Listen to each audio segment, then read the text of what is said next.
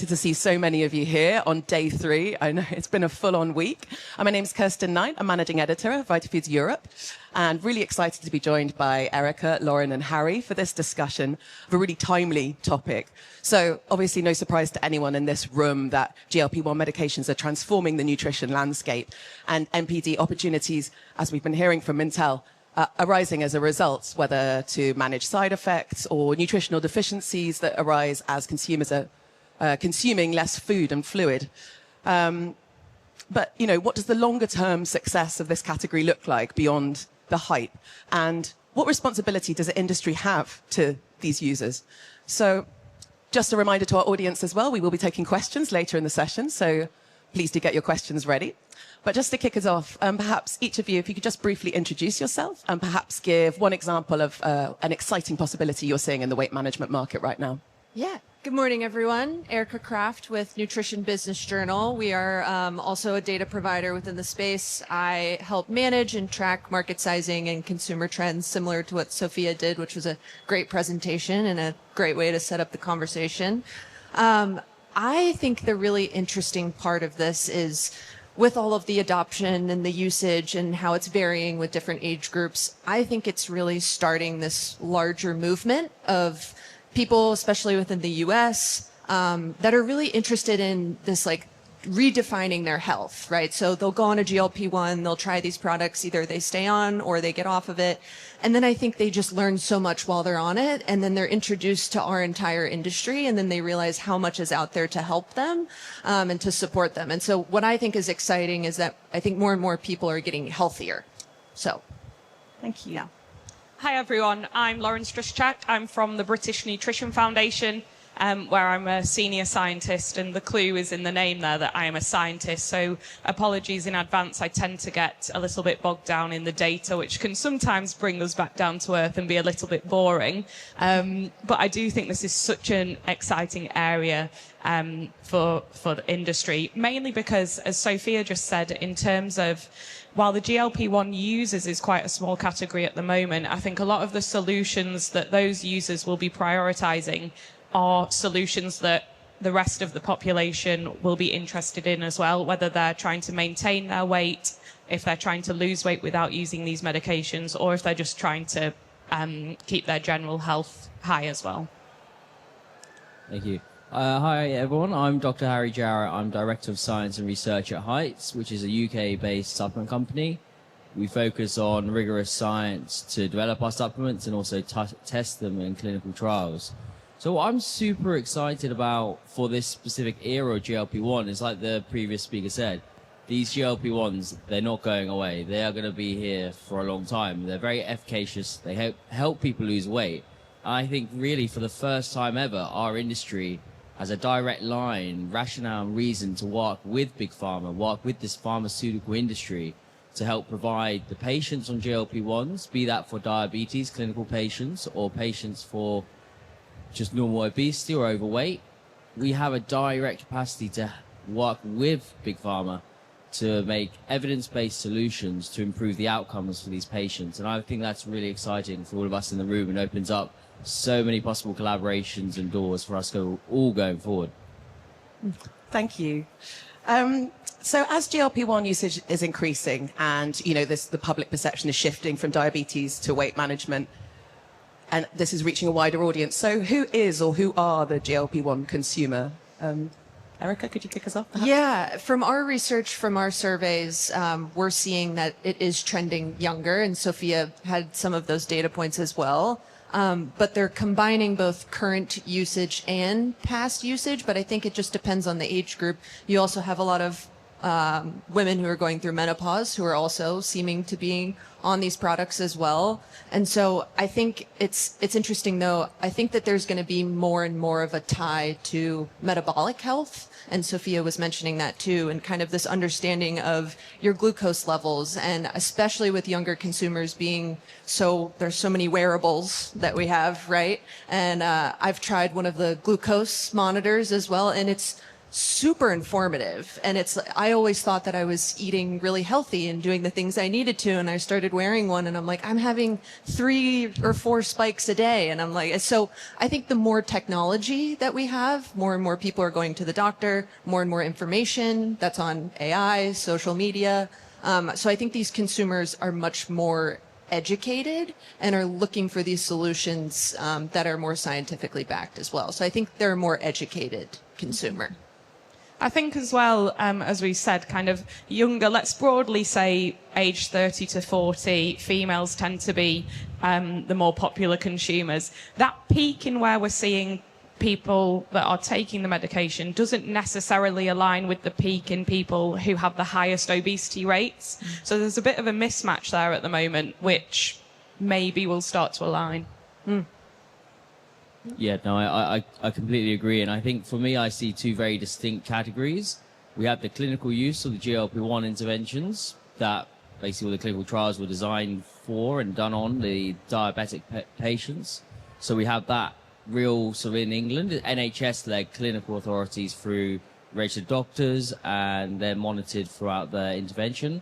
But then we're seeing a shift as well from this clinical intervention is now almost more of an aesthetic intervention, where in England and across Europe and America, many places, you can now get GLP-1s like Wegovy online through your doctor. You don't have to go through a government organization. You can get a private prescription, and people have the authority to write these prescriptions for people that are perhaps maybe just overweight and not obese. So I see 2 categories, and the latter one I think requires a lot more focus. The clinical aspect of the drug is very well managed and works extremely well, but the aesthetic use of this drug, I think, needs to be reviewed, and we need to focus a lot more public health attention on who's really using these drugs and who needs to be on them and why are they on them. Yeah, and Erica, you mentioned there about this kind of appetite for science-backed claims. But, you know, we know a lot of people, as you say, are obtaining these things online. They get a lot of information, maybe via AI, online tools, influencers, people that aren't necessarily the best people to be getting that information for. So how can brands break through that kind of noise to communicate these science-backed claims to consumers? I think that's the $1 million question right now. I think it comes up in a lot of conversations at these events and others. What we've seen in research, I'll just talk to a little bit about social media. TikTok in the US is a huge discovery channel. Good information and bad information. However, what we've seen is the reason why it resonates is because it's very authentic and it feels real. And it's not as much promotional as what some ads feel like sometimes. And so I think that the authenticity of telling stories is where brands can kind of connect that gap, but also in a way using doctors and scientists to kind of use that credibility piece. So I think there's storytelling with credibility from scientists and doctors to help with that. We tend to be a little bit more boring with our messaging and don't shout too loud, though, so it's difficult. Yeah. Well. And Harry, you must know about this. This is your whole area, right? You've led the RMD program at Heights and about the science-backed claims. So can you offer a perspective here? It's extremely frustrating, yeah. It's one of my real frustrations with the industry. And again, I'm not in marketing. I'm the scientist for Heights. I don't get involved with marketing. But I have discussions with our marketing team because obviously the science is paid for by the company majority. We do have government-funded grants, but majority my science and research and our R&D program is funded by the company. So it has to feed something back into the company. And that's, I think, where the alignment is so important, is between the scientific infrastructure and the marketing team. So our marketing team have a science dossier. They have explicit things that can and cannot be said, regardless of how good it looks on adverts with certain influencers. It doesn't get said because it can sometimes be a little bit misleading, some of the things that are said online, or over-promising to the consumer. So I think for us, it's cutting the noise out and getting to the consumer with evidence-based claims.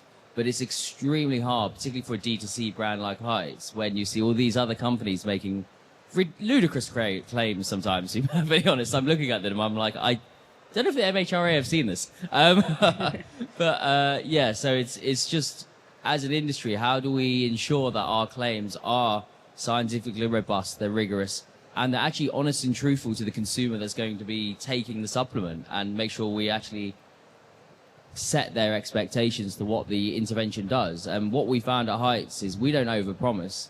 We say what the supplement does. We don't say what it can't do. We say exactly to the consumer what it does. And this actually really helps with consumer retention, because they're not walking into taking the supplement thinking, oh my God, this is a golden bullet for all my ailments. It's going to prevent so many conditions. So really, if you stick to the science in your marketing, in your consumer outreach, that's going to break through the noise of this misleading kind of information that we see out there. But also, in the long term, it actually helps the company because those consumers already have that expectation set, and they respect the brand because they're actually talking science, and they have a lot more credibility and trust in you as well. Yeah, I'll just add to that really quick. I think what we've seen is more and more consumers are looking for more premium products, like you said, that are doing what they're saying they're doing. And with AI, it's a lot easier to learn more information and see more studies. And so I think that there are a lot of trendy marketing type products and brands that are out there, and they're going to do great. But I do think that there's more of an appetite for these science-backed products. And I think that they're just going to be getting more and more information, and I think they're going to be looking for that. And I think that it's a real big opportunity, but I think AI helps bridge that gap, where before it felt very overwhelming and it's so much science and so much information, but I do think that it can help in the end. So nice to hear AI getting a positive shout out. Yeah. So taking a moment to consider specific ingredients, I mean, we know that GLP-1 usage is driving demand for all sorts of ingredients. So are there any standout from your data at MBJ that you can speak to? Yeah, it's interesting. I think right now from a weight management perspective, we're actually seeing that like the category overall, so think supplements, right? It's more the opportunity and the growth are in these companion products. So it's fiber, probiotics, protein. Those are the types of ingredients that are doing well, not so much the mimickers, as Sophia was saying, the ones like guarana that are doing the appetite control. So that's not growing as much. I think if I had to pick some ingredients, it'd be fiber would probably be a big one. But same, I'm going for fiber. I think going back to what I said at the very start, that these solutions for people using these medications are not just going to be solutions for that group. We are notoriously bad as a population at meeting our fiber recommendations. If we take the UK, for example, I think it's 4% of UK adults meet their fiber recommendation. We're just so bad at it. Fiber, we know, as Sophia mentioned as well, has a satiety effect. It makes us feel fuller for longer. And we also know that people taking the medications can't physically eat as much. So trying to get that fiber in a smaller portion really shouts out for a role of the companion products in the VMS market. And then finally, I think Sophia highlighted it as well in terms of companion products playing a role in maybe managing some of those gastrointestinal side effects that are really common in people using these medications. So we're talking about 1 in 5 people reporting kind of moderate GI side effects, which fiber could play a role in. Yeah, no, I 100% agree with everything that's just been said, and with the previous speaker. I think the mimickers are interesting. I've had meetings with quite a lot of the R&D teams, and they have good RCT evidence. And I think the previous speaker put it really well. Our industry shouldn't try and compete with the pharmacological modulation of GLP-1. Yeah. We're never going to win. Yeah. So the way is, like I said at the beginning, how do we work alongside the pharmaceutical industry? And like the other two speakers have just said, one of the key things is the side effects of the drug. So companion products is really where I see the biggest hit. And it may go on to talk about it a bit later on, but at the moment our population has a micronutrient deficiency problem. I just published a paper in Journal of Nutrition. We did a global riboflavin status, biomarker status study, and we found high prevalence of riboflavin, vitamin B2 deficiency across the globe in over 11 different countries. In the UK alone, 50% of women, healthy women, had full-blown riboflavin deficiency, 45% of age-matched men. And the image was clear across other European countries, such as Spain, and also we also saw in Canada as well. And for me, it's just common sense. If you're reducing about 40% of your dietary intake whilst you're on GLP-1 medications, our population level at baseline, the nutrient intake is very poor already. If you're cutting 40% of your dietary intake out, that nutritional status, those key nutrients, those vitamins that play such fundamental roles across the human body, are going to become even more deficient, knock-on impacts on cognition, mental well-being, increased disease risk. So the question is a companion product that can support everything that is now missing from the diet and actually correct the deficiencies that were already there, for me personally. So That's fascinating that there's that much of a decrease. That's And I amazing. think just to add to that, in terms of Harry's highlighted their kind of micronutrient deficiency and inadequacy across the general population, in people that are living with obesity, we know these people are at even higher risk of micronutrient inadequacy and deficiency before they even start taking these medications. For me, it goes one of two ways at that point. Do the users of the medication just eat less of what they were already eating? So let's assume their diet isn't particularly healthy and assume it doesn't have many micronutrients. Or do they go, okay, I've kind of dialed that food noise down. I'm going to make really conscious choices and change my dietary habits and make sure I'm consciously meeting all my recommendations, which is where we want people to be going. And as well with that, if we can get them to change their habits, maybe that will help them in the longer term when they're coming off these medications as well. Yeah, I know you've researched nutritional status and dietary habits, as you say. Where do you see the biggest opportunities and challenges for the nutrition industry in that? Yeah, I think really thinking about patients that are taking these medications, the real challenge is packing it into a small volume. So this nutrient dense concept that Sophia highlighted. So prioritizing the nutrients of interest. So we've spoken about fiber, protein, of course, thinking about prioritizing and supporting lean mass, so muscle mass, and then micronutrients, trying to get that into a smaller kind of portion size or supplement as possible. And I know you mentioned side effects. Beyond GI, are there other kind of areas that you think hold white space for brands in this space? I think the micronutrient deficiency for me is key. The side effects that we see, if you see some GLP-1s with brain fog, for instance, micronutrients in particular, we know the B vitamin complex plays such a substantial role in maintaining brain health, in neurotransmitter synthesis, in brain structure, even brain blood flow. So if you're putting somebody on GLP-1s, they're getting micronutrient deficiencies or increasing the rate of their micronutrient deficiencies, making it worse.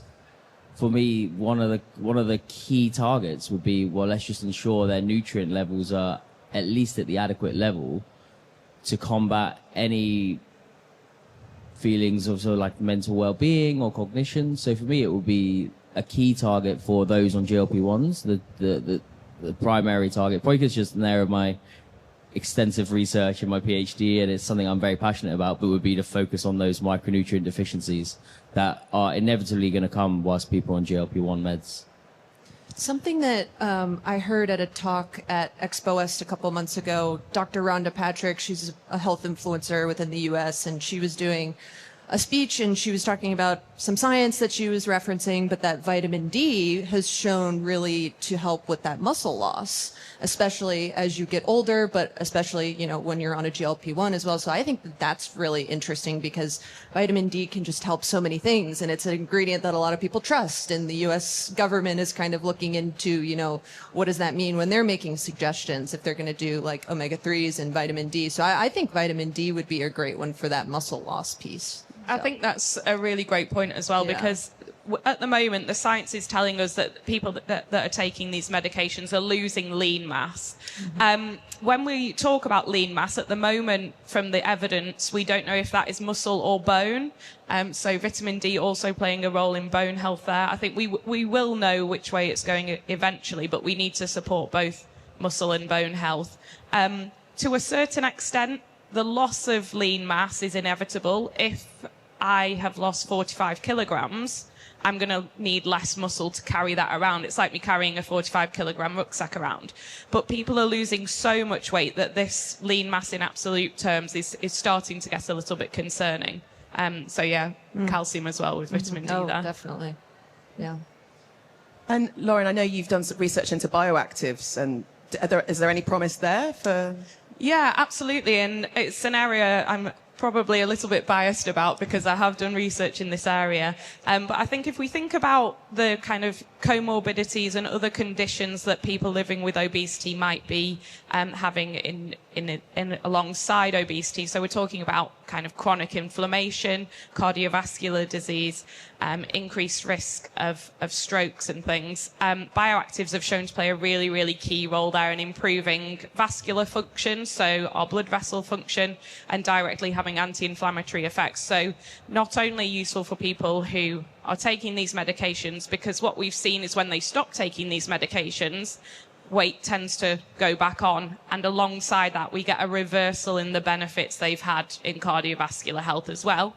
So that bioactives might play a really important role there. And secondly, if we're thinking about the population as a whole, people that don't want to take these medications or can't access them because they're expensive, bioactives are a good solution here. Yeah, and I was going to ask about that longer term picture, right? Because, you know, some of the statistics are coming out, not even that people rebound to the weight that they were before they started GLP-1s. I mean, it's actually higher in some places. So, you know, with kind of widespread undocumented use as well, you're talking about this kind of black market online. You're hearing about, how people can just, get it so easily. So what ethical considerations should be considered by brands seeking to target this consumer, especially when we're talking about this public health kind of responsibility? I'll let the doctors answer that question. I think if we're thinking about the ethical considerations, I think it ties in a little bit with the kind of regulation around what we can and can't say about supplements in this market. In the UK, we're very restricted. People taking a weight loss medication are classed as a vulnerable group, so we can't target them with kind of labels on packaging. But for me, maybe this isn't too much of an issue, because I think any product needs to support everybody. Which I think these solutions do. We've talked about the overlapping issues with fibre, with protein, with micronutrients. We tend to do quite poorly as a whole. So making sure there's a solution there that can support people who don't want to take the medications. Thinking about prevention of obesity as well. People who are on the medications and also people coming off. So thinking about every stage there. Yeah, no, something I'm actually quite passionate about as well is I feel like we're almost, as a society, failing these individuals on GLP-1 medications. It's not designed to be a monotherapy where you go to your doctor, you go online, you get the drug, here's the drug, we'll see you in 3 months. Hopefully you don't have any side effects, let us know if you do. And this is why we're seeing such a profound bounce back. Within 72 weeks, people put them 2/3 of the weight back on that they lost. It's because once you stop taking the medication, the appetite obviously comes back. And there's no structure in place at the moment to support those individuals as they're going through that weight loss journey. There's no supporting mechanism to help shift behavior change, to make behavior change, or increase like lifestyle interventions and things like that. None of this is being done alongside these GLP-1 medications. So people are coming off these GLP-1s, having lost a lot of weight, improvements in cardiometabolic risk factors like cholesterol, triglycerides, blood pressure's reduced. This is all amazing. But it just bounces back because there's no structure in their life that has helped to improve the lifestyle in which led to them led to the obesity in the first place, and that's really concerning. So I think us as an industry, ethically, I think we have a responsibility to actually do something about this. And this is where I was at the beginning saying about combining with the pharmaceutical industry. Big pharma, as long as those drugs are going, we need to be that lifestyle support, that intervention support. What supplements can we bring to the market that will help sustain that weight loss for those individuals, or help reduce that bounce back as soon as they're off GLP-1s? Maybe that's where the mimickers can come in on a tapering schedule, where you're reducing your dosage of the GLP-1s, but you're giving a natural supplement alongside, or something like that. That's really my ethical consideration, is how do we actually support these individuals that need it, and actually use the GLP-1 drug that's never going to go away? How do we use that drug effectively across our population, and how do we combine with the pharmaceuticals to make sure that we make changes to these people for sustained changes across their life course? Thank you. So just taking a moment to see if we've got any questions in the audience. There are some microphones ready to go around, so you can see a hand up over here.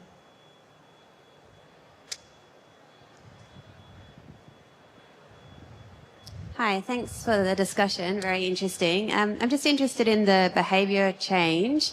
And are there any companion products or trends that are looking at supporting that? Because I've noticed a lot of clients on the GLP-1s have a lot of lack of motivation to change the behavior, maybe due to the impact on dopamine. Is there anything in the market or people looking at that?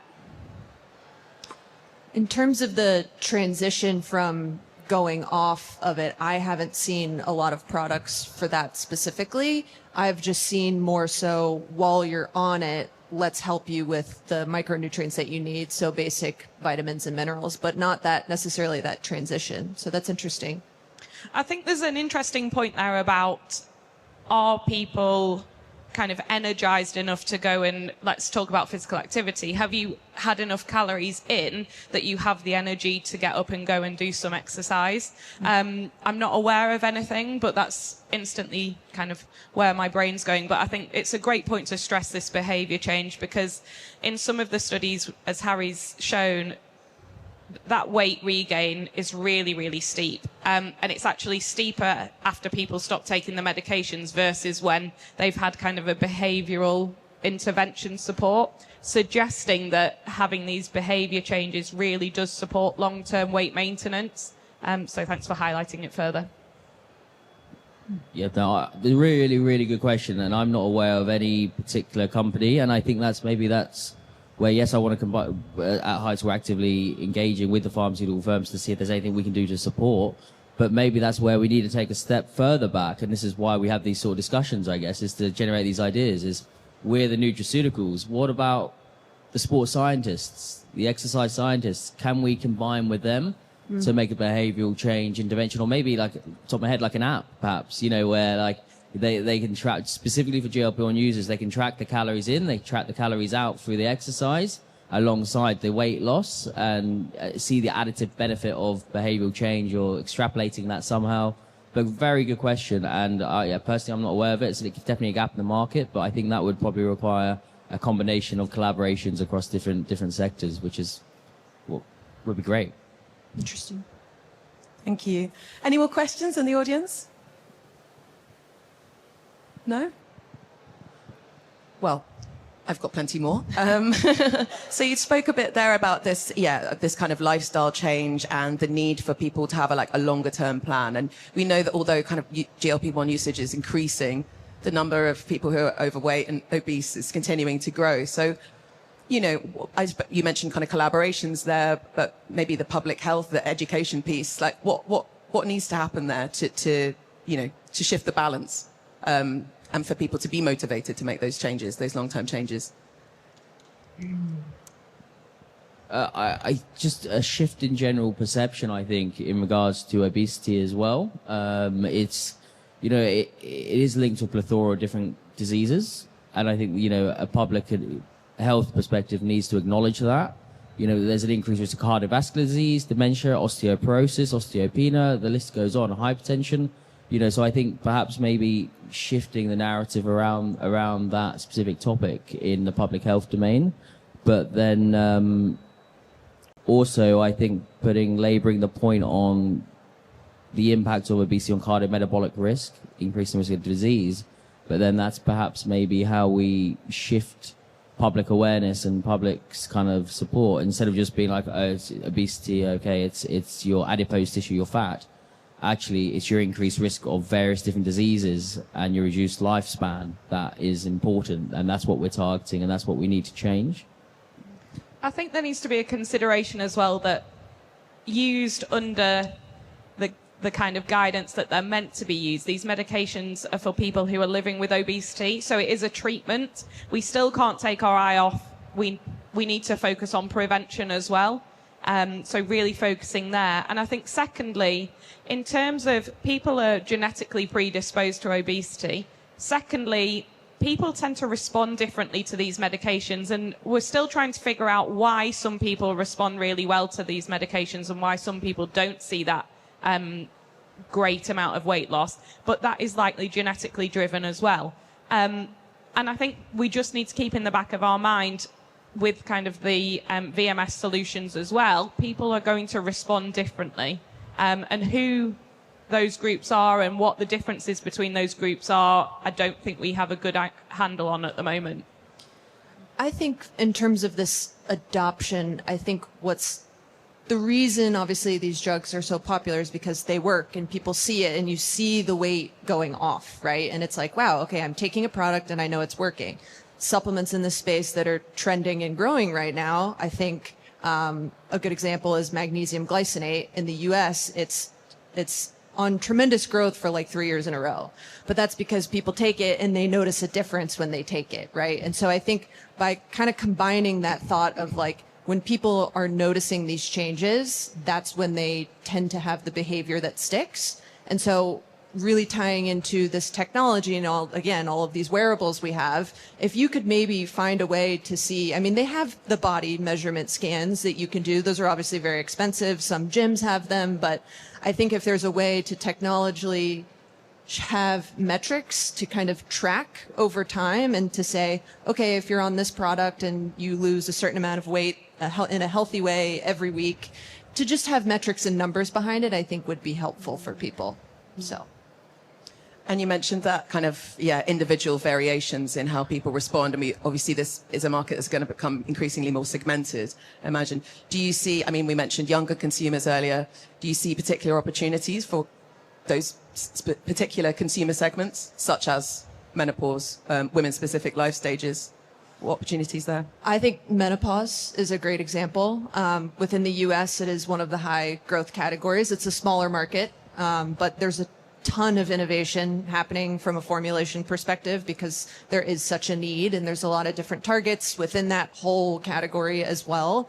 But I think that the menopause piece within that area, there's also a lot of women in the US that are doing HRT, hormone replacement therapy. And I've seen and heard that there are some products to help with that transition too. And it's, some of that's menopause, but some of it's not. And so I think that that's an interesting tie as well. But. Yeah, I agree. I think female health generally is a really interesting area if we're thinking about the micronutrients as well. Iron, B12, for women of childbearing age, moving on to into the menopause becomes absolutely vital. If we think about then older age, we're talking about we have a natural decline in muscle mass as we age anyway, whether we're taking these medications or not. And similarly, particularly for females as they age in terms of bone strength. Both those issues we've raised already about people taking these medications. Yeah, no, I completely agree. I think there's menopause particularly deserves a lot more research, scientific research into, and understand if there are specific nutrients like calcium and vitamin D that can support, like we've just heard, the GLP-1s also induce a lot of muscle loss as well. I think one of them was about, I can't remember the stat now. But anyway, it was high. I'm not going to make it up because I know this is recorded. But it is profound, and we know that you lose muscle tissue and bone density reduces during the menopausal transition. You're putting GLP-1s on top of that, which we know. So it's like a double hit for the women going through a very difficult time already of the menopausal transition. So I think that's a key target. I think a large proportion of GLP-1 users are middle-aged women as well. Mm-hmm. So it's a big target audience. Yeah, I certainly know a few. So these drugs continue to evolve. We're talking now about kind of there's going to be different, it's going to be more accessible, right? We're having different delivery formats. And what do you think kind of the biggest changes are going to be? Is it kind of fewer side effects? Is it increased access? And are there any potential implications for the nutrition industry? Sorry. Delivery mechanisms is the major one. At the moment we're utilizing jabs. Just seen Nova actually being approved for the use of oral GLP-1 usage now. So this is going to make it much more widely accessible, much more easier for the patient to administer to themselves, which is great. The issue is now it's becoming more widely accessible. We're going to have more people on these GLP-1 medications, and I'm pretty sure they will not be followed up like they were in the clinical trials, weekly check-ins and so forth. That's not going to happen, I don't think, in a large proportion of these people. So at the moment, we have a large proportion of the population across the globe on GLP-1 tablets. what is the real side effects of those. We know quite a few micronutrient deficiencies, bone loss, potentially bone loss, mass loss. How is that going to impact the health of our population? Exciting in the way of like reducing blood pressure and obesity rates, but what are those additional elements, those negative side effects of the drug that we're not considering right now that could become a serious global public health concern in the coming years as these delivery formats and vehicles make this drug much more accessible? And how do we as an industry combat that as well together? And I think with that, as the medication starts to become more accessible, we've touched upon people using it maybe for aesthetic reasons outside of kind of the more strict eligibility criteria.